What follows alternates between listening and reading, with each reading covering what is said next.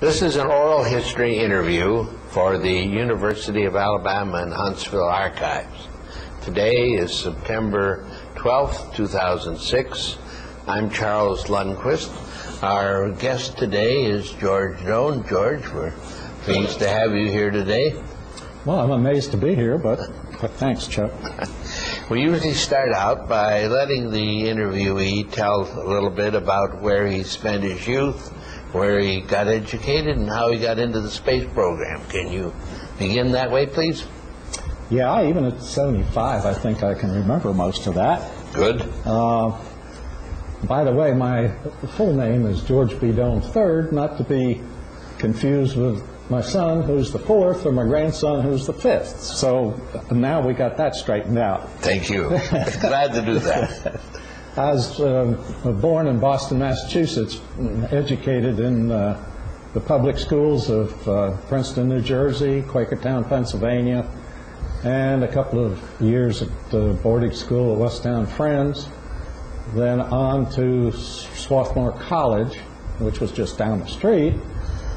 Got a BSEE there in 1953, then on to Yale, Master of Engineering, 1954, and then worked for General Electric for a year or two, and got drafted out of the Locomotive and Car Equipment Department in Erie, Pennsylvania.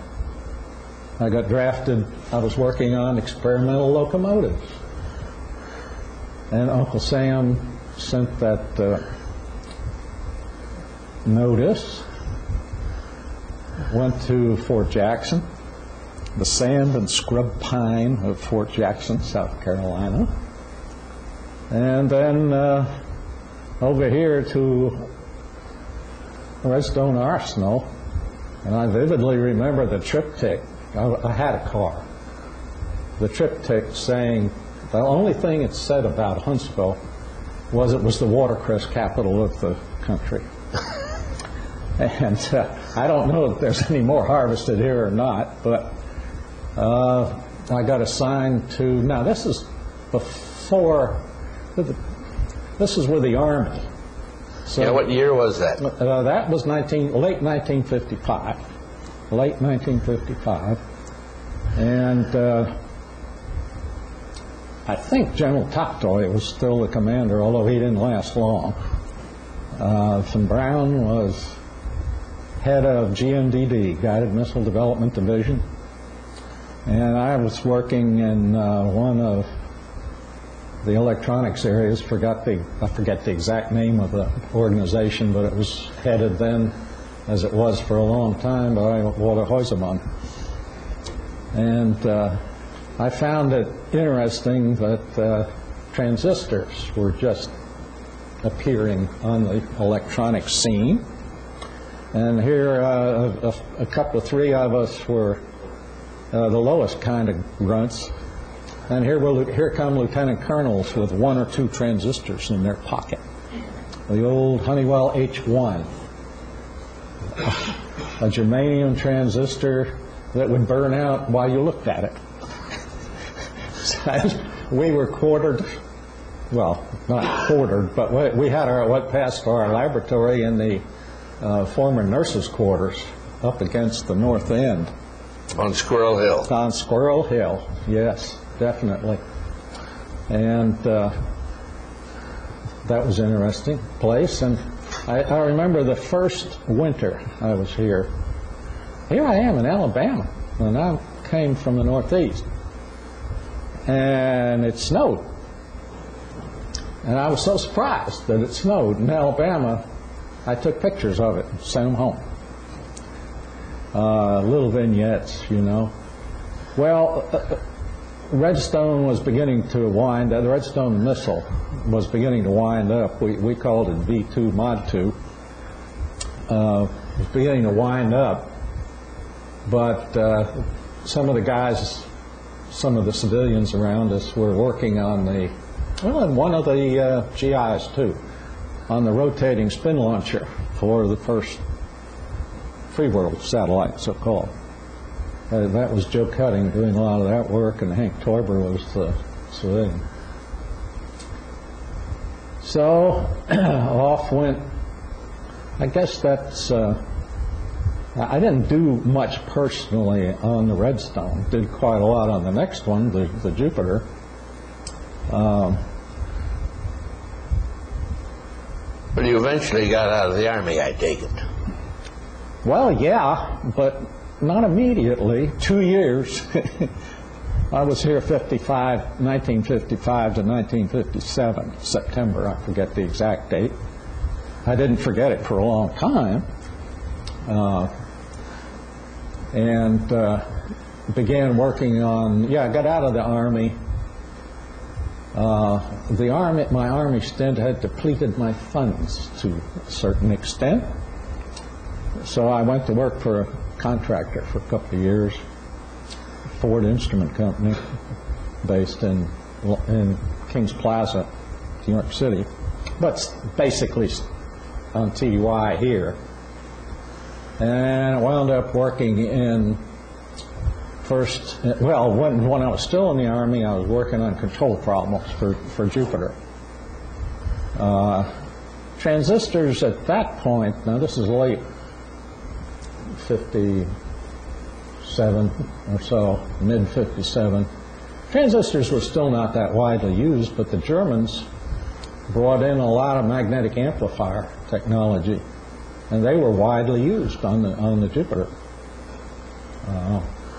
JPL was still using miniature vacuum tubes. So I got out, went to work for Ford, wound up working in the stabilizers group, which is the navigation hardware, is what I like to call it. It's a conglomeration of gyroscopes and accelerometers mounted on a base. And they had this was the idea when I walked in, and we did it right up to Saturn, the so-called inside-out gimbal system. Thereby you didn't need any slip rings, and slip rings are very unreliable. We later spent a couple of $1 million trying to get reliable slip rings, and we came up more with techniques to get them operational than really improving the breed as much as we wished we had. So we did the ST90 for Jupiter, I think it was. We did the ST80, or maybe the ST90 was Redstone, the ST80 was Jupiter, the ST120 was for Pershing. Now all these instruments made use of air bearings, and when you say that in the gyro community, most people think of the spin bearings being air bearings. No, we tried that and never got that reliable either. They were ball bearings, but the spin bearings, the air bearings, were the output axis bearings, very low torque. And a lot of hocus pocus and magic went into that over time. Somewhere along in there, that was under Medeiros, the big M. Then along came the Russians with Sputnik, and I remember driving cross country one time in a car, much better car than I had before, listening to the radio, and the country was going bananas because the Russians, these peasants from the steppes, had put up a satellite. It was going beep, beep, beep, and our country was going bananas. So the story of the politics is well known. But anyway, finally we got to launch Jupiter C, and see, by then had you taken up employment in Huntsville, or? Yeah, after I got out of the Army, even when I was a contractor, you could say I had employment in Huntsville. I did get, for one summer, worked in Bristol, Tennessee. Now, Bristol's geography is interesting. The main street is the dividing line between Tennessee and Virginia. So you can take one step and get another state. Take whichever tax. When did you become civil service then, at Army or NASA? No, NASA. A number of people, Fritz Miller, Bob Martin, 2 or 3 others, went out and formed the local branch of Belloc Instrument. And it kind of left a hole in the stabilizer group. So I heard about that, knew about that, knew people here. So I hired in 1960. 1960, all right. 1960, and because of my 2 years in the Army, then they backdate you for 2 years. My service date was 1958, but I actually came to civil service in 1960. And we finished up the purging. I mean, there was a phase over between NASA and the Army. For a while, you could even go in both places. The telephone systems hadn't been split apart, but that didn't last long. Then we began, the next project I recall, we began work on the Saturn series, Saturn 1, 1B, 5. Now there we changed the whole, because of the use of the Saturns in orbit, going to the moon and all that sort of thing. The vehicle had to be able to change its attitude almost arbitrarily, and therefore we had to switch to the other type of gimbal system, the more classical one if you look in the books, a series of rings. And we came up with, we, as you know, there's a lot of people involved. We came up, and Bendix was the contractor, Bendix Teterboro. We came up with 2 versions of that thing, one with 3 gimbals and one with 4 gimbals. The problem with gimbals are you can, under certain attitude changes, go into what's called gimbal lock, where where 2 gimbals become coplanar, as it were, and the whole thing locks up and you lose all your reference. If the guys doing the programming are clever, when you have the 4th gimbal, they can get around that. They can keep the gimbals close enough to, well, what you'd like is orthogonality, but it doesn't have to be. We didn't fly that many of those, but the internal gyro accelerometer group was the same. It was, you can go out to Space Center here and see what I'm talking about, but you really need, I think you really need somebody to explain it to you, and they don't. So that took a while. Things were different because of the thermal environment. The gas supply had to be, which pressurized the gyros and accelerometers, had to be changed. After all, one of the Saturns did blast off and hit the moon. The feedback was, it rang like a bell. I don't know, Chuck, you probably know more about that than I do. And then on and on and on through the various Apollo missions. I guess during all this time, Dr. Hauserman was the director of that operation. Absolutely. Hauserman was the lab chief, Astronautics at this time. They kept changing the name a little bit, but they kept coming back to Astronautics because nobody had a better name. Yeah, and that lab had, of course, not only us, but they had all the they had the guidance, which to me is how you're supposed to get from A to B. Navigation is where you are. Guidance is a philosophy that you put in a computer and then output to command the direction and attitude of the vehicle. He also had all the RF stuff was in that lab, and the electrical networks were in that lab,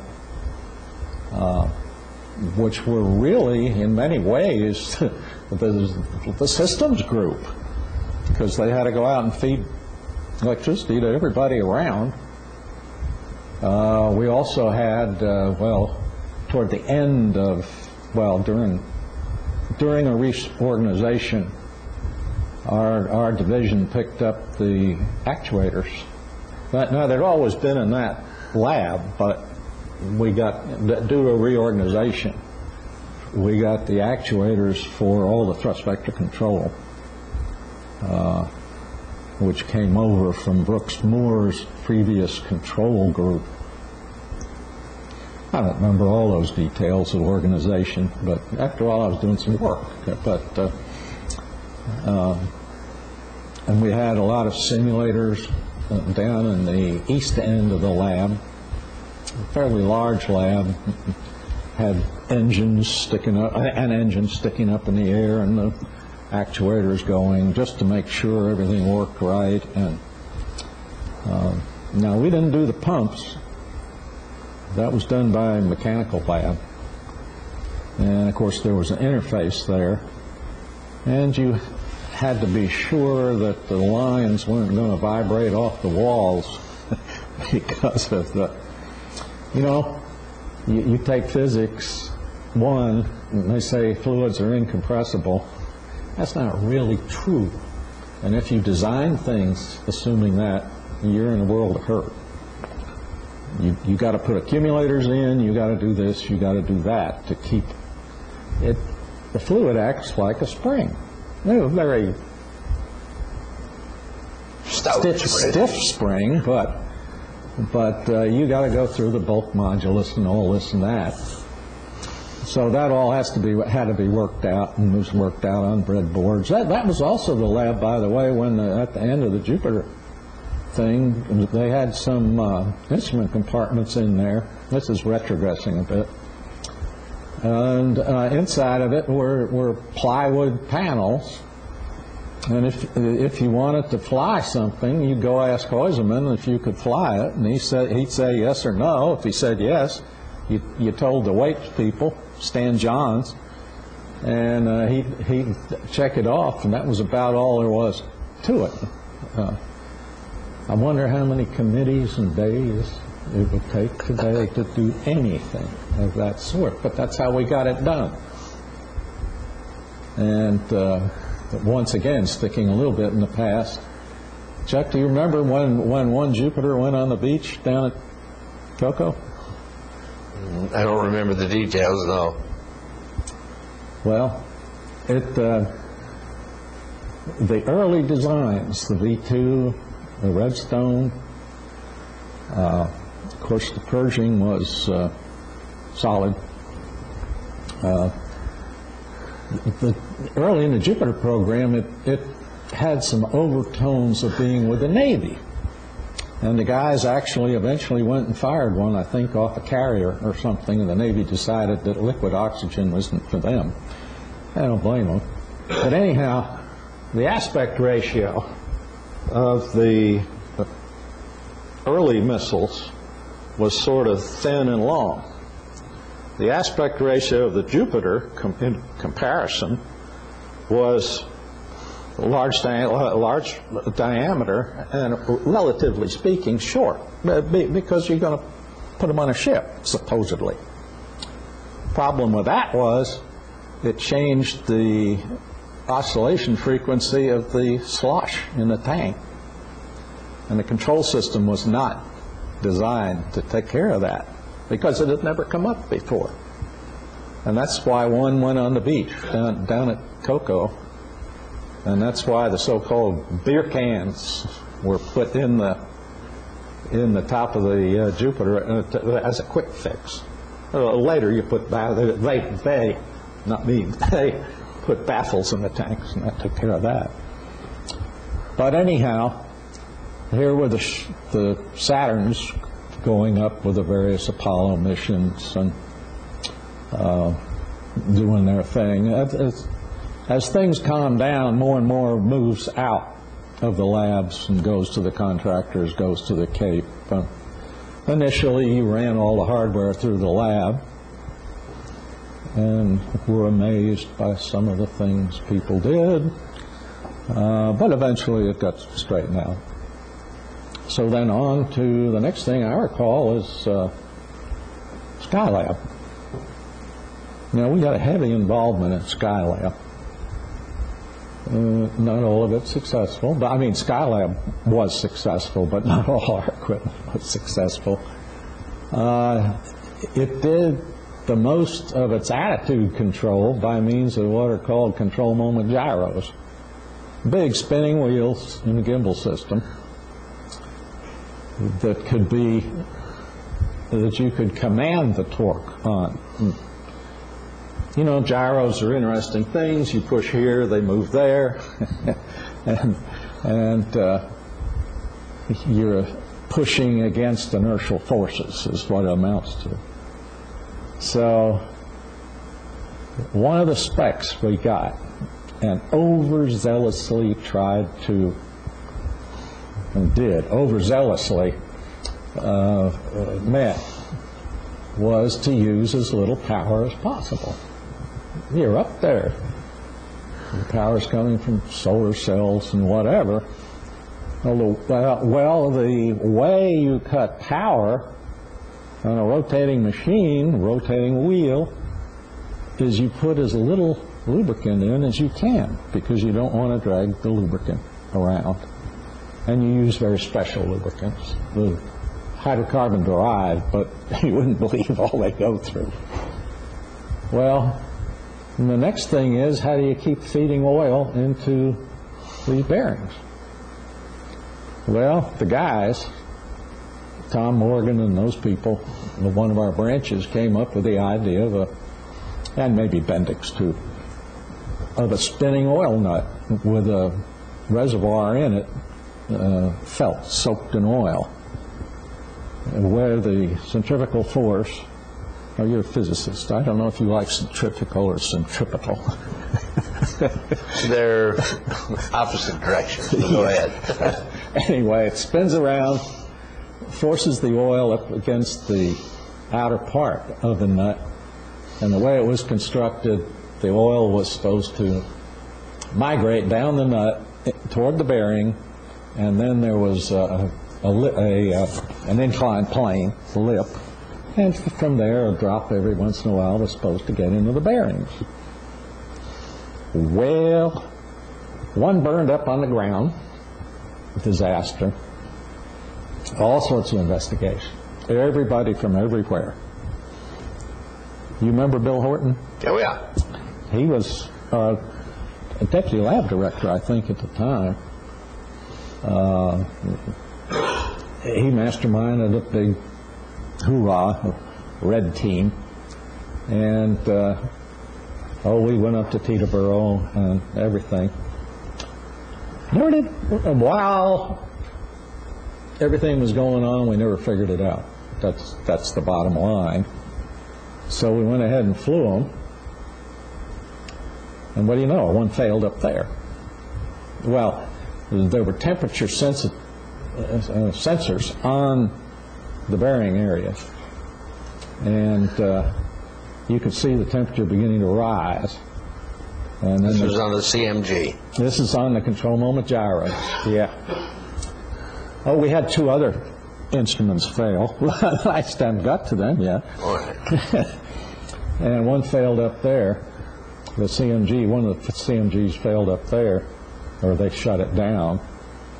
And long after everything was said and done, the Skylab was in the ocean where north of Australia somewhere. Part of it went on Australia. Some guys at Bendix figured out that there was a tolerance buildup in the positioning of the nut relative to the lip of the bearing. A tolerance buildup that had not been dimensioned on the drawings and the technique, and therefore the oil was not, in most cases, getting where it was supposed to go. Too tight. Misdirected. Misdirected, all right. See the bearings here and the nuts here, the oil's coming off in between. You know, you can't win them all, but there were two more we didn't win either. Each axis of Skylab had 3 single degree of freedom floated gyros on it for control purposes. They fed their outputs into the control system. Well, before it was over, at least on one axis, we lost 2 of 3. Never lost the third one. You only needed one, but things were getting tight. Another big Tiger team. People from Goddard came in and everywhere. Harry Reid down in the lab with the good vacuum chamber, and a couple other guys, finally found out what that problem was. We had gone away from our own development gyros because putting gas supplied gyros up there for that length of time didn't make sense. We had used some gyros available in the industry that were qualified by the Air Force, but apparently they weren't qualified for a Skylab mission, because in a deep vacuum chamber, and you didn't do a lot of that because that took a lot of time to pump down to a few microns. Some of the heat, there were washers in there that had to be somewhat compressed in order for the heat to flow where it was supposed to flow in the instrument. They just weren't, after a while they just got to the point where they wouldn't work that way. So once we found out, and these things were out on the structure, they were not in the cabin. So anyway, we made in our lab, we got some more gyros and made up a stick with a bunch of gyros on it. And the networks people were doing their thing, trying to find out where, if you put it in the crew compartment there, they could install it. Well, they finally did all that. It was kind of a rush job. That's why I guess we were allowed to do it in-house. Oh, astronauts flew it down to the Cape in a jet and everything. But we never lost the third one, so this was a good standby. This was the 6-pack of gyros? Yeah. Mm-hmm. Yeah, this was the 6-pack. Not to be confused with another type of 6-pack. Oh, yes, I understand. And the third thing, it wasn't apparently too required, but there was a star tracker on Skylab, and we sort of bought that off the shelf. Sort of. I mean, you don't really buy that kind of hardware off the shelf, but there were existing designs and everything. And the best we ever figured out, one of the electronic parts went bad on it, but it didn't seem to cause that much problem to the controls people anyway. So you kept busy during Skylab work? Oh, yeah, and before. Our group also had the sun sensor, the Honeywell sun sensor. And you can still see today the little observatory we put out beyond the east end of the old Astronautics building. It's got a dome on it, and to test the thing, we had Joe Randall and other people came up with a mirror which we put on a gimbal, and it would track the sun and direct the rays right into the sun sensor. It was it turned out to be a pretty good piece of equipment. We did a tremendous amount of work on it. The vendor, I think that was Honeywell, did a tremendous amount of work on it. It was one of those things where everybody really put their shoulder to the wheel. I mean, it was very... After all, looking at the sun was a primary mission of Skylab. And I wonder how many thousands of rolls of tape that have never been looked at are sitting in a depository somewhere of all the data that were taken. A lot of it's been looked at. It has? Yeah. How many PhD theses have come out? Dissertations? I wouldn't guess, but it'd be many. Many. Yeah. Well, after Skylab, what did you get involved in? Well, good old shuttle came along after much politicking, and that, as you remember, Chuck, that was the SRBs were done in-house. I think there wasn't enough money to do them anywhere else. And once again, our group had the thrust vector actuators, so that activity just kind of flowed along. I got threatened with, I chaired the source evaluation board on that and almost got sued over it by a loser. But it didn't. But they didn't.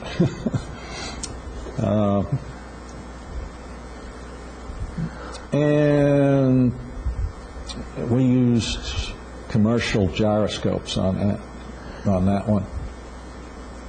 You know, I'm wondering a little bit, just a little bit, far removed from the scene, with this new Moon-Mars thing, a long, slender vehicle, which is what caused the Navy to come down in flames. You remember that? I remember that. You got to place your sensors properly in order that there are some fairly esoteric things that can happen if your sensors are very far from your actuators. And I hope the guys picking that up and do it properly, but we just purchased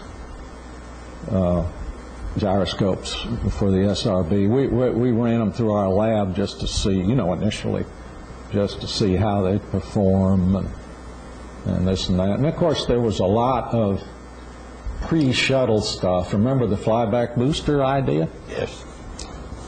We put a bunch of effort into that, but of course, that didn't happen. Still hasn't happened. Let's see. Well, you had some interactions with the University of Alabama in Huntsville. Taught some courses here, I understand. You'd like to tell us about that? Yeah. How about that? You remember Phil Mason? Sure. Phil Mason, Francis Roberts. Yes. A guy by the name of, whose last name I've forgotten, Denny. He was sort of the first graduate school guy, I guess.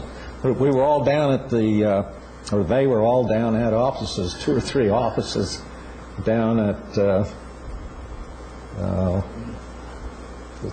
school the kids burned down. Butler High. Yeah, Butler High. And well, there were actually 3 of us: John Hooper, myself, and Bob Pons. Now, Bob Pons was kind of an operator.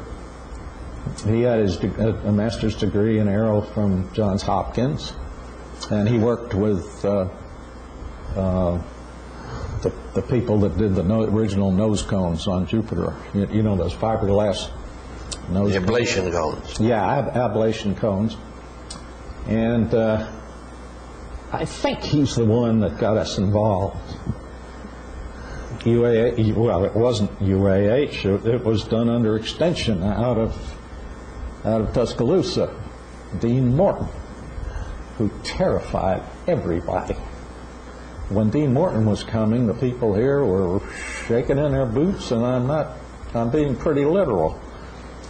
And of course, that's why Morton Hall is how that got that name. But when John and I got started, we taught a little bit of everything in electrical engineering. Undergraduate, graduate, we taught at that Butler High. We taught in other classrooms around town. We taught in various buildings that have long since vanished at Redstone Arsenal. Some of them, I guess, were holdovers from World War II. And as time ground on, well, John went on to Georgia Tech and got his PhD there. I got funded by the feds and got my PhD at Auburn, and sort of ran the double E department for quite a few years for Phil. I wasn't married then. That helped over the time. Of course, I met my wife at UAH, so it shows you what the benefits of education can do. Yeah. Well, your wife is a very interesting lady. Yeah. You might just say a word or two about her for the record. Yeah, she came over here from Germany. She was adept enough at dodging bombs and diving into bunkers and bomb shelters. And she came over here at the age of 17, not speaking a word of English. And there's some, she can tell some humorous stories about that. She's a niece of Conrad Dannenberg. Her mother and Conrad's first wife were sisters. She was only going to stay for a few months, you know. Well, and she did bounce back to Germany once, but in those days, if you could stay out of the country, of course he was a German citizen. You could stay out of the country for 11 months, but if you stayed out longer than that, your visa or your quota or whatever it was gone. So at the 11th month, the 11th hour of the 11th month, she came back, and of course, Conrad Dannenberg was von Braun's propulsion guy. Really, after Thiel got killed in the big British raid on Peenemünde, and then he went from here to California, and of course, my wife went with him. Obviously, she went to junior college out there before she'd ever graduated from any high school. She's now a graduate of Huntsville High, but she'd been in junior college before she was. So she was the one that told me when we went to Auburn shortly after we got married, and we came back.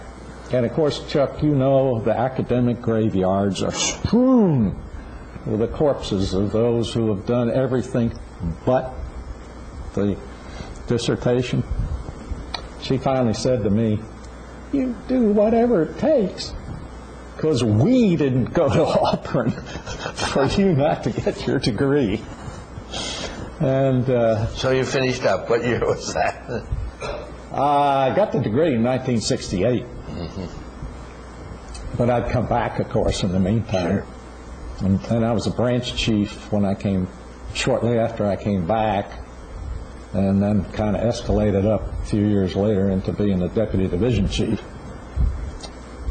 Division chief was Carl Mundell in those days. He'd taken over from Henry Rohde, who had taken over from Fritz Miller.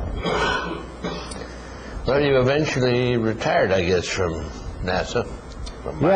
Yeah, sure did. Early out in 1981, you know, if you had 50-20, and I had the 50. I had the qualifications. Things were not the greatest at Marshall at that time.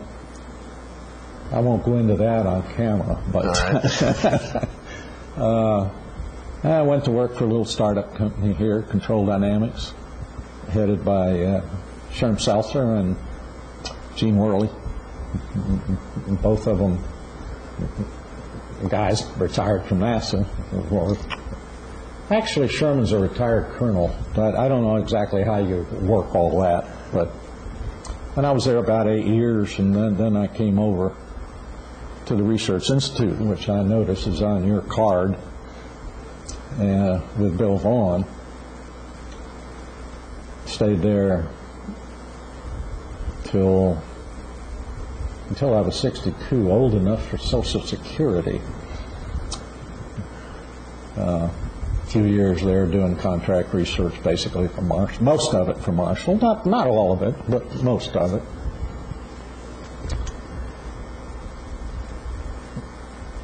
In the meantime, Lou and I had 2 boys. Now we have 2 grandchildren. That's a sort of a standard story, I think. I gather you're dividing your living between here and Florida, is it? Or? Oh, yes. In the meantime, my father died in 1959 at the age of 58. That was kind of traumatic. She, in 1971, she built a villa in a condo. Now, don't think of a big high-rise condo. They're villas scattered around, but it's a condo. And she soldiered on down there until 1998, and then I inherited the place. I'll tell you, Chuck, settling estates. I had to settle her estate. I had to settle my aunt's estate. And if there's an heir that doesn't like what you're doing, it gets pretty tight. But anyhow, yeah, we still have that house and the condo down there. It has not blown away in any hurricane. I haven't checked with them about the earthquake the other day, but apparently no damage was really done. Yeah, we split our time, but roughly half and half between here and between Huntsville and Florida. Occasionally go to one of these Marshall retiree dinners. Hope the next one the meat's better. Well, are there any final thoughts you'd like to get off your chest before we close this interview? Final thought. Any advice for the new breed of people that are trying to get ready to go to the moon again? Oh, no advice beyond what they've heard 10,000 times, you know. Be really interested in what you're doing, work hard, have some luck. It's like Tiger Woods said the other day, you can't win them all unless you have some luck. And, you know, we had some luck along the way, but luck tends to come to those who work hard. So, I hope not all the lessons of the past, which we spent a lot of time, money, effort, and, a lot of money on learning lessons. But, you know, a lot of program managers, here I go, a lot of program managers I saw come and go thought that all the program managers before them didn't do a very good job, and they were going to do it right and do it differently. Well, normally they'd they'd overrun their budgets and spend more time than was allotted. But look around, not everybody is doing it wrong. You know, that was one of the things that struck me. Well, very good. Okay. Thank you very much for coming in, and we've enjoyed the interview. Thank you.